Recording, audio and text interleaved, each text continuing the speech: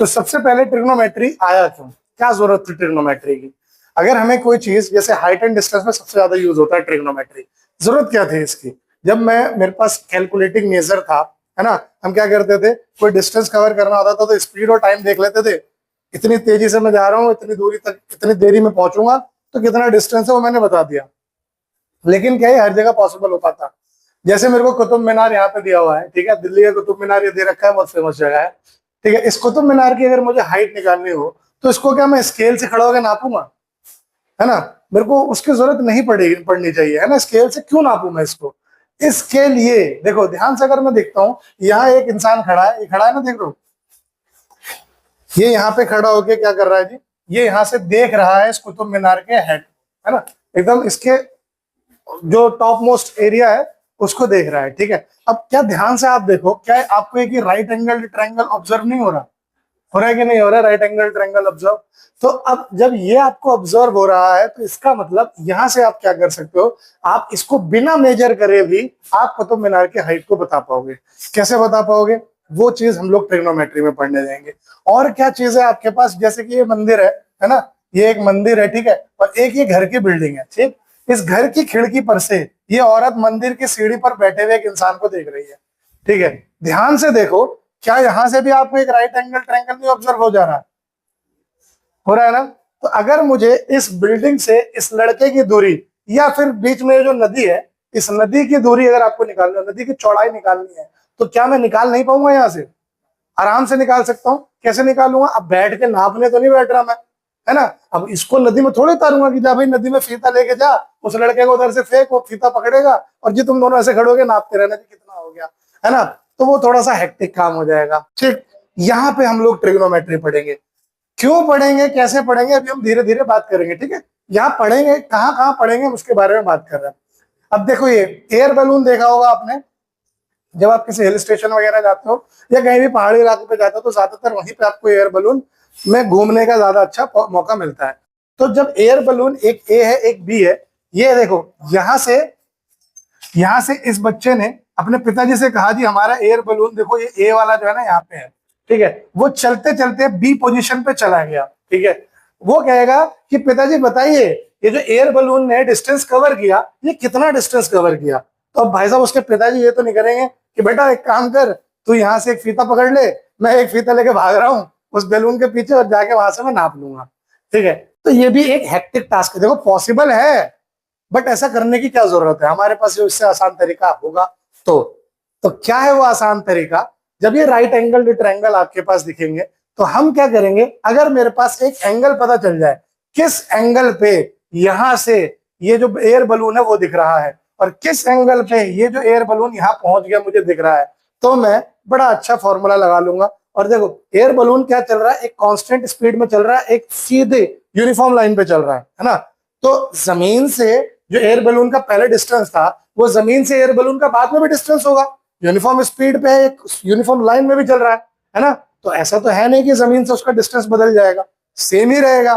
तो मेरे पास अगर एंगल पता चल जाता, ठीक है, जैसे यहां से भी अगर ये लड़की जो इसको देख रही थी, इसका एंगल इसको पता चल जाए किस कोण पे यहां से इसको देख रही है, ठीक है। और उसको अपने घर की बिल्डिंग की हाइट तो पता ही होगी ना, घर बनवाते हैं तो पता होता है 12 फुट है, 14 फुट है, 15 फुट है, तो वो तो उसको पता ही होगा।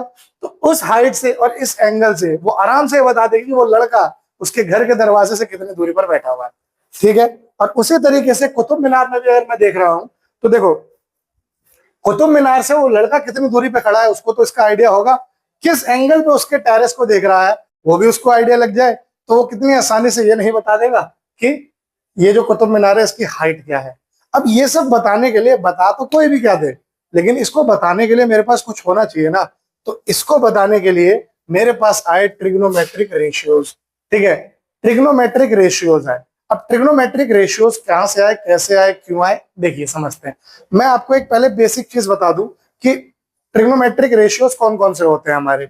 एक होता है साइन, ठीक है, एक होता है कॉस और एक होता है टेन, ठीक है। फिर आ जाता है जी कॉसेक, सेक और कॉट। ये 6 ट्रिग्नोमेट्रिक रेशियोज होते हैं। क्यों ये 6 ही होते हैं ये भी मैं आपको आज वो बता दूंगा, ठीक।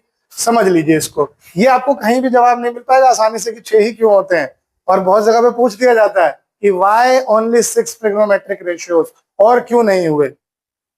ठीक, तो वो भी मैं आज तुमको इसी में जवाब दे दूंगा। देखो, अब अगर मैं बात करता हूं इन ट्रिग्नोमेट्रिक रेशियोज की, तो मैंने जैसा कि आपको क्या बताया, एंगल्स पे और साइड पे बात करेगा। तो अगर मैं कोई एक एंगल ले लूं, जैसे यहाँ पे मैंने एक एंगल ले लिया ए एंगल को लिया है, उसके साथ वाली जो साइड होती है उसको कहते हैं एडजेसेंट साइड। क्या कहते हैं? Adjacent side. और उसके जो सामने साइड होती है उसको कहते हैं अपोजिट साइड। ठीक है, ठीक। और एक चीज और है, मैंने आप लोगों को पहले भी बताया जब हम लोग ट्रायंगल्स के बारे में जब डिस्कशन किया हम लोगों ने, तो राइट एंगल्ड ट्रायंगल के राइट एंगल्ड ट्रायंगल में जो 90 डिग्री का एंगल होता है, उसके सामने वाला जो साइड होता है उसको लार्जेस्ट साइड कहते हैं। वो उस ट्रायंगल की सबसे बड़ी साइड होगी, उससे बड़ा कोई साइड नहीं होगा। और उस साइड को बड़ा सुंदर एक नाम दिया हुआ है राइट एंगल ट्रायंगल में, जिसको हम कहते हैं हाइपोटेनस। तो हाइपोटेनस क्या है, ये चीज समझ में आया।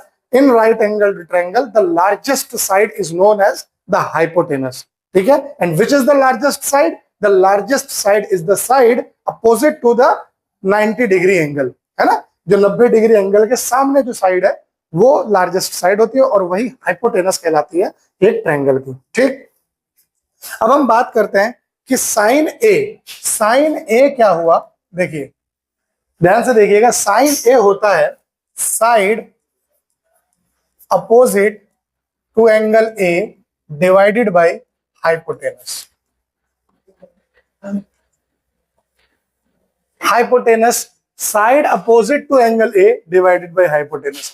हमेशा मैं इस तरीके से याद कराने की इसलिए कोशिश करता हूं, बहुत बार क्या होता है कि एंगल सी का पूछ देगा, ऐसे डायग्राम बना देगा और एंगल सी का पूछ देगा। गड़बड़ कहां करते हैं, जैसे इसी को हम लोगों ने परपेंडिकुलर अपॉन में हाइपोटेनस भी कहा हुआ है ना। तो इस केस में ये परपेंडिकुलर दिख गया, है ना। लेकिन अगर मैं इस ट्रायंगल को ऐसे घुमाऊं तो क्या अब ये परपेंडिकुलर नहीं दिखेगा? 90 डिग्री के जो दोनों साइड होते हैं एडजेसेंट साइड, वो दोनों ही परपेंडिकुलर होते हैं। ठीक है, एबी से बीसी परपेंडिकुलर है, तो बीसी से भी तो एबी परपेंडिकुलर होगा, है ना। तो इसलिए मैं हमेशा इसको परपेंडिकुलर इसलिए नहीं बोलता क्योंकि ये भी एक परपेंडिकुलर है और इसी ट्रायंगल का है वो भी परपेंडिकुलर, है ना। तो इसलिए मैं क्या कहता हूं, side opposite to angle A divided by hypotenuse. या फिर अब इस केस में एंगल ए की अगर बात हो रही है तो इसके सामने वाली जो साइड है वो परपेंडिकुलर ही है, तो परपेंडिकुलर अपॉन में हाइपोटेनस। इसके साथ वाली साइड जो है इसको हम बेस कह देते हैं। क्या कह देते हैं? बेस। तो अब यहां पे ये हो गया, इसको क्या मैंने कहा, बीसी अपॉन एसी। कोई दिक्कत यहां? कॉस ए होता है हमारे पास side adjacent to angle A divided by hypotenuse. क्या होता है जी? ये side adjacent to angle A, adjacent, इसको अभी मैंने क्या बताया, बेस। इसको हम बी बाई एच भी देखते हैं कहीं कहीं, और यही होता है ए बी बाई ए सी, यही चीज होती है वो भी। ठीक, फिर क्या आता है जी, टेन ए। टेन ए क्या होता है? Side opposite to angle A divided by side opposite to side adjacent to angle. देखना कितना मजेदार है कि यहाँ पे प्रॉपर्टी बनाऊंगा जिसको थोड़ा आगे बताऊंगा, अभी नहीं बताऊंगा। ये क्या हो जाएगा जी, P बाई बी। क्या हो गया जी, P by B? BC upon A B, यही हुआ। यस, कॉसेक ए जो होता है वो होता है hypotenuse divided by side opposite to angle A. यानी हाइपोटेनस का मतलब H बाई P। देखा जाए तो H कितना था, AC अपॉन BC। कोई दिक्कत? सेक ए मेरा होता है hypotenuse divided by side adjacent to angle A. Hypotenuse is H और ये होता है B। यहां पर देखा जाए तो AC upon AB। Cot A होता है side adjacent to angle A divided by side opposite to angle A, यानी कि B बाई P। यहां देखा जाए तो AB बाई BC। ठीक है, ये हमारे होते हैं कॉट। अब जैसा कि मैंने आपसे बीच में एक बार ये बोला था कि 6 ही ट्रिग्नोमेट्रिक रेशियो क्यों होते हैं? देखो यहां से ना ये चारों के ना बड़े अच्छे रिलेशन बनेंगे, आगे बताऊंगा, लेकिन 6 ही ट्रिग्नोमेट्रिक रेशियो क्यों होते हैं यहीं पे उसको समझ लो, ध्यान से देखना। ये जो मैंने रेशियोज बता रखे हैं, जैसे कि ट्रिग्नोमेट्रिक रेशियोज की बात करता है, रेशियो पे, तो ये साइड्स ऑफ ट्रायंगल के रेशियोज पे बात कर रहा है। अगर मैं इस ट्रायंगल के साइड्स के रेशियो बनाऊं तो क्या क्या पॉसिबिलिटी है, ध्यान से देखना। देखना क्या क्या ही बन सकते हैं, या तो A B upon B C बन सकता है, ए बी अपॉन ए सी बन सकता है, A B upon A B बन सकता है, ठीक है। B C upon A B बन सकता है, बी सी अपॉन ए सी बन सकता है, या B C upon B C बन सकता है, ठीक है। ए सी अपॉन ए बी बन सकता है, ए सी अपॉन बी सी बन सकता है, ए सी अपॉन ए सी बन सकता है, यही बन सकते हैं। अच्छा ये तो वन हो गए वन, ये तो वन है। बाकी ये जो 6 यूनिक रेशियोज है, इन्हीं 6 रेशियो को तो नाम दिया है, देख लो। इसी में से एक A B upon B C होगा। A B upon B C कहाँ है जी, ये रहा cot A. B C upon A B इसी में कहीं होगा, tan A. A C upon A B इसी में कहीं होगा, सेक ए। ए बी अपॉन ए सी इसी में होगा, cos A. B C upon A C sine A. A C upon B C cosec A. तो इसीलिए 6 ही ट्रिग्नोमेट्रिक रेशियोज आपको पढ़नी होती है। आई बात समझ में, ये कॉन्सेप्ट अच्छे से क्लियर हुआ। अब जैसा कि मैंने बताया था कि बड़ा इंपॉर्टेंट एक प्रॉपर्टी यहाँ पे एक सेट करेंगे हम, क्या वो सेट होगी प्रॉपर्टी, देखिएगा ध्यान से। अब जो हमने 10a हमने क्या बताया था, p बाई बी, यही बताया था। अगर मैं इस p बाई बी में h दोनों में डाल देता हूँ, न्यूमरेटर को भी h से डिवाइड कर दूं और डिनोमिनेटर को भी h से डिवाइड कर दूं, तो कोई दिक्कत है भाई? एक तरह से देखा जाए तो मैंने 1/h दोनों में मल्टीप्लाई किया, ऊपर भी और नीचे भी, ठीक है।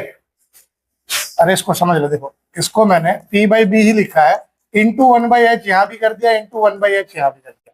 1/h तो हट सकता है ना, ये मैं लिख सकता हूँ, ठीक है। तो ये क्या हुआ, ये p बाई एच और ये b बाई एच ही तो हुआ, यस और नो। अब देखो कितनी अच्छी प्रॉपर्टी है, p बाई एच क्या होता था, साइन ए, और b बाई एच क्या होता था, cos A. tan A is equal to sine A by cos A. कितना बढ़िया नहीं हो गया ये। आते हैं आगे, हमने एक चीज पढ़ी थी कॉसेक ए। कॉसेक ए को हमने कहा था कि b बाई एच और h बाई बी होता है, कहा था, ठीक है। अब देखो डिनोमिनेटर के कॉन्सेप्ट पे अगर मैं आऊं तो इसको मैं ऐसे लिख सकता हूं 1 अपॉन बी अपॉन एच, यही h ऊपर जाके मल्टीप्लाई होता है, लिख सकता हूं मैं इसको ऐसे। या अगर आपको ऐसे समझने में कंफ्यूजन हो रही है तो फिर से वही करो जो ऊपर आपने किया था, 1/h से, हाँ जी, h बाई पी होता है, h बाई पी, ठीक है। देखो ध्यान से, तो जैसे कि मैंने वहां पे h इंटू 1/h किया था, सेम वही चीज मैं यहाँ पे भी कर देता हूँ, कोई दिक्कत। ये तो कट के हो जाएगा जी 1 और ये हो जाएगा p बाई एच, कोई डाउट। p बाई एच क्या होता था, साइन ए, तो कॉसेक ए क्या होता है, 1 अपॉन साइन ए। बना एक और बढ़िया सा प्रॉपर्टी, एक और आई है, सेक ए पे आई है। सेक ए को मैंने कहा था h बाई बी, इसको भी मैं ऐसे ही h into 1/h upon p into 1/h, 1 upon b by H हो गया ये, और b बाई एच क्या था, कॉस ए, ठीक है। कॉट ए पे आई है, b बाई पी, ठीक। इस b बाई पी से दो चीजें बनेगी, एक तो b इंटू 1/h अगर मैं करूं और p इंटू 1/h करूं तो ये हो गया b by H upon p by H, क्या आ गया जी, कॉस ए अपॉन साइन ए आया। और अगर मैं इसी को 1 अपॉन p अपॉन b लिख दूं तो कोई दिक्कत है, यानी इसको अगर मैं b into 1/b upon p into 1/b करूं तो हो नहीं जाएगा 1 अपॉन p अपॉन b, और p अपॉन b क्या होता था, tan a। तो कॉट ए में कॉस ए अपॉन साइन ए भी होता है और 1 अपॉन tan a भी होता है। तो ये हमारी जो ट्रिग्नोमेट्रिक रेशियोज हैं, इन्हीं को हम लोग यूज करके आगे सवाल सॉल्व करेंगे, ठीक है। एक ट्रिग्नोमेट्रिक आइडेंटिटी भी बनेगी जो हमें अभी नहीं पढ़नी, अगले एक्सरसाइज में उसको हम लोग डिस्कस करेंगे, ठीक। पहला एग्जांपल लेते हैं, 10a दिया हुआ है 4/3, आपको अदर ट्रिग्नोमेट्रिक रेशियोज निकालने हैं एंगल के। अब एक चीज ध्यान देना, जब भी रेशियो देगा 4/3, तो आप ये मत समझिएगा, मतलब आप मान सकते हैं कि ये 4 सेंटीमीटर है और ये 3 सेंटीमीटर है, लेकिन अगर मानोगे तो आपको लिखना होगा कि let suppose this is 4 centimetre, this is 3 centimetre, या मीटर, वट एवर, जो आपकी मर्जी है, ठीक। लेकिन ये 4/3 8/6 भी तो हो सकता है, इसे काटोगे तो 4/3 ही होगा ना। तो रेशियो में जब भी कोई चीज होगी तो आप हमेशा उसको एग्जैक्ट वो नहीं कह सकते। याद है हम लोग एंगल्स वाले कॉन्सेप्ट को जो पढ़ते थे, तो 2:3 में अगर कोई एंगल होता था तो 2x और 3x मान लेते थे। 2 और 3 नहीं मानते थे हम, 2x और 3x मानते थे, है ना। इसीलिए मानते थे क्योंकि कुछ भी हो सकता है, कटने के बाद वो 2:3 रहा है ना, एकदम सिंपलेस्ट फॉर्म में ये बचा है, ठीक है। पहले वो कुछ भी हो सकता है कि वो 4 और 3 ही रहा हो, ठीक। तो यहाँ पे जब 10a 4/3 है, तो 10a 4/3 का मतलब क्या हो गया, परपेंडिकुलर अपॉन में बेस जो है वो 4/3 हो गया। आपने एक राइट एंगल ट्रायंगल ड्रॉ कर लिया, आपसे ये नहीं कहा कि राइट एंगल कहाँ है, आप अपनी मर्जी से बना लीजिए यहाँ पे, ठीक है। ये एंगल ए है, जिस एंगल के आपको सारे ट्रिग्नोमेट्रिक रेशियोज निकालने हैं, ठीक। तो अब यहाँ पे 10a 4/3 आ गया, p/b 4/3 आ गया। तो देखो परपेंडिकुलर क्या होता है, इसके अपोजिट, तो ये मान लिया 4k, और एडजेसेंट होता है ये वाली साइड, ये हो गया 3k। तो आप क्या कहो, लेट AB बराबर 3k एंड BC बराबर 4k, ठीक है। अब आपके पास AC नहीं है, आपको ये निकालना है, तो जब भी राइट एंगल ट्रायंगल दिखे तो आपको यहाँ पे हमेशा क्या यूज करना है, Pythagoras theorem. Pythagoras theorem is just like, जैसे कि आप बिहार में बैठे हैं और आपको लिट्टी चोखा ना मिला, वही है यहाँ पे, आप राइट एंगल ट्रायंगल यूज कर रहे हैं और आपके पास पाइथागोरस थ्योरम ना यूज हुआ, तो ये ध्यान रखना। तो जब पाइथागोरस थ्योरम लगाएंगे, थ्योरम हमसे बड़े प्यार से एक चीज कहते थे कि जो लार्जेस्ट साइड होता है उसका स्क्वायर बाकी की दो साइड के स्क्वायर के सम के बराबर होता है, यही कहता था, ठीक है। यहाँ पे AC आपके पास नहीं गिवन है, AB है 3k इसका होल स्क्वायर प्लस 4k इसका होल स्क्वायर, तो AC क्या हो जाएगा, √9k square plus 16k square, यानी AC हो जाएगा √25k स्क्वायर। तो AC की क्या वैल्यू आएगी, 5k, प्लस माइनस आएगी, लेकिन ये लेंथ है तो नेगेटिव को इग्नोर करोगे और प्लस में आप ले लोगे, AC is equal to 5k। अब आप देखिए, आपके पास यहाँ पे हाइपोटेनस आ गया, आपके पास आप यहाँ पे परपेंडिकुलर आ गया, आपके पास बेस आ गया। आप देखिए कितने आराम से और कितने धूमधाम से इस सवाल को सॉल्व कर लीजिएगा। साइन ए आपके पास था, tan A आपके पास था, तो साइन ए क्या होता है जी, P/H, P था कितना 4k 5k, कितना आ गया जी 4/5, ठीक है। cos A कितना आ जाएगा, B/H यानी 3k upon 5k which is 3/5। tan A आपके पास है, cot A क्या होता है जी, B/P विच इज 3k/4k यानी कि 3/4, ठीक।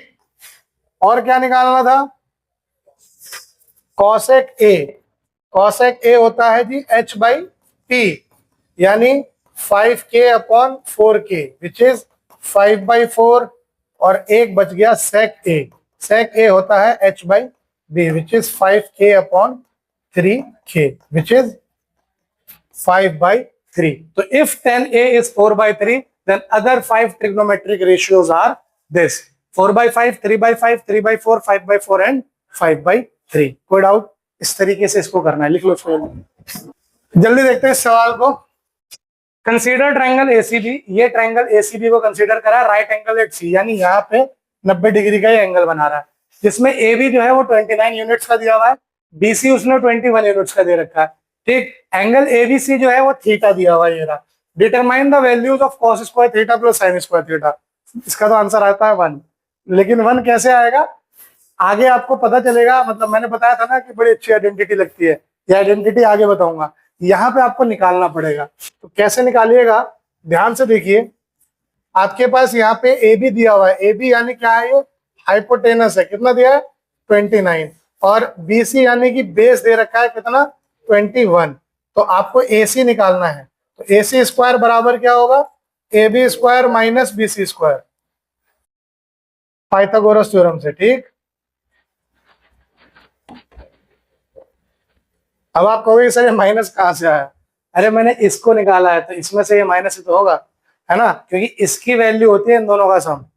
ठीक है, तो यहां से AC कितना आ रहा है जी, AC स्क्वायर बराबर आ गया 29 का स्क्वायर माइनस 21 का स्क्वायर। 29 का स्क्वायर कितना होता है, हाँ नहीं याद, मुझे भी नहीं याद। 29 को 29 से करके देख लो, 9 81 8 और 18 8 26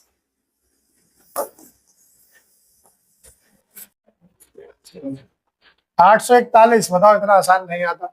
841, ठीक, माइनस 441, 21 का होता है 441, तो कितना आया जी ये 400 रूट के अंदर। तो AB की क्या वैल्यू आ जाएगी, 20 यूनिट्स। ठीक है, ये आ गया जी आपके पास 20, कोई दिक्कत। अब आपके पास AB आ गया, हाइपोटेनस है, बेस है, परपेंडिकुलर है, सब है। आइए जरा फर्स्ट पार्ट में क्या मांगा आपसे, cos square theta plus sine square theta. इसका मतलब B/H का स्क्वायर प्लस P/H का स्क्वायर, यही है। B इज व्हाट, 21/29 का स्क्वायर प्लस P आया अभी 20/29 का स्क्वायर।